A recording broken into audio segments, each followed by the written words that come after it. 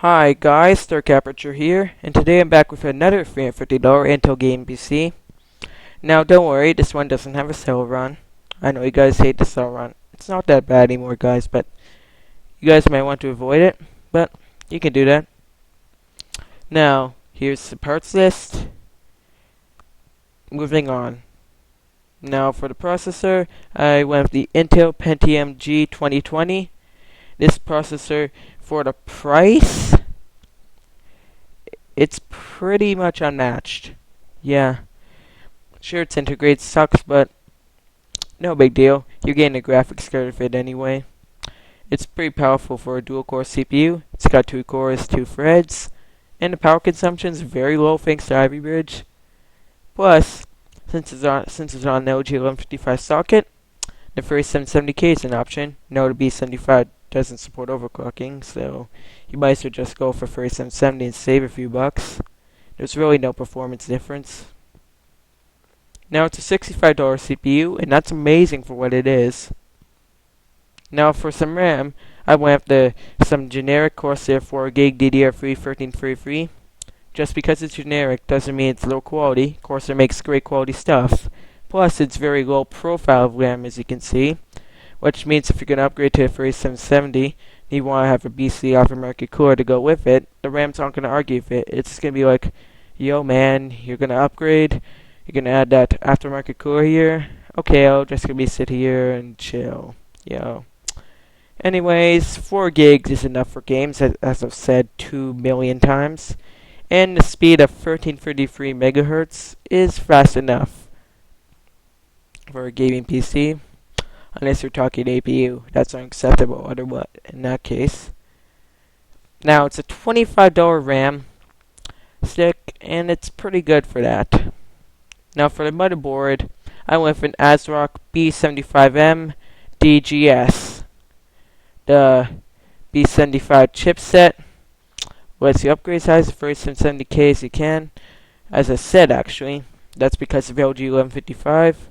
You can't get Haswell CPUs on this board. I'm sorry. It's a new socket for Haswell. But that doesn't matter, as this board still has all the goodies. USB free, C2 6, PCI free. And cards don't really take advantage of that bandwidth yet, which they should soon. Maybe this year or next year, probably. It's got dual channel DDR3 and 1 PCI free slot. And that's pretty much it, all for $60. And that's giving you quite a bit of features for the price. Which is what I like about quite a bit of ASRock boards. They seem to offer quite a bit for the price. Sure, some people could argue that the boards might be a bit low quality, but it's not really as bad as you think. It's a $60 board anyway. Now for the graphics card, this is one of the few cases in a build with an Intel processor or a standard AMD processor, non-APU, where I spend less than $100 on a graphics card. But due to the low budget, it's a PowerCo AXM 750. This is the 1 gig version. This will kill any APU integrated out there. It's a full graphics card versus a lower end version of a full lower end desktop graphics card, so it's really no comparison. But for the price, it's giving you some pretty good power. It's quite humble, doesn't really require any power to run. And for $90, it's pretty friendly for budget builders. Don't go with the GT640.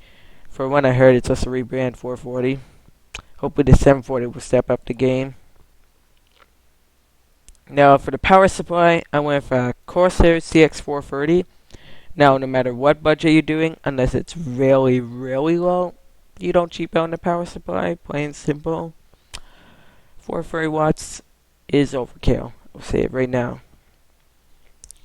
Since the 7750, like I said, uses almost no power. I don't even think it has a power connector. And anyways, it's a high quality power supply. It should have room to get you as high as a 7790. 7850 wouldn't take the risk. And it's pretty much the best budget power supply in my opinion. You can correct me if I'm wrong, but it offers pretty much some of the best quality in this tier. Now for the hard drive, Oh yeah, it's $45. Now for the hard drive, I went with a Refurb 320 gig Caviar Blue.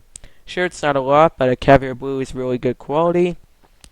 And 320 gigs is enough storage. I'm getting by on the 320 gig 5400 RPM drive, for God's sake. So you can get it by in the 7200 RPM version. Yes, it's 7200 RPM. And like I said, it's a very reliable drive. All the Refurb edition does really is cause some warranty issues. Shouldn't be a problem thanks to the drive's reliability. And it's only $40. Pretty nice. Now, for the case, I went with an Apex PC 389C. Don't get me wrong, it's a cheap case, not very good, but you get what you pay for. It's so cheap, it's going to floppy disk drives, which is a plus. You might want to use a floppy disk for something. I really don't know what you want to use that for. Maybe BIOS. I've heard floppy disk is one of the best ways to transfer BIOS. Flash BIOS, I mean, sorry. It will hold everything in this build, do not worry about that, and it's a decent case in general. And the price is what makes this a good deal. Any higher, it wouldn't be a good deal. It's a $30 case. For $10 more, that'd be a bad deal, since you'd be going up against a Fractal Design Core 1000, a way better case. Anyway, total price of the system is basically $350, so I'm hitting the budget quite well this time. That's all for this video. Goodbye, guys.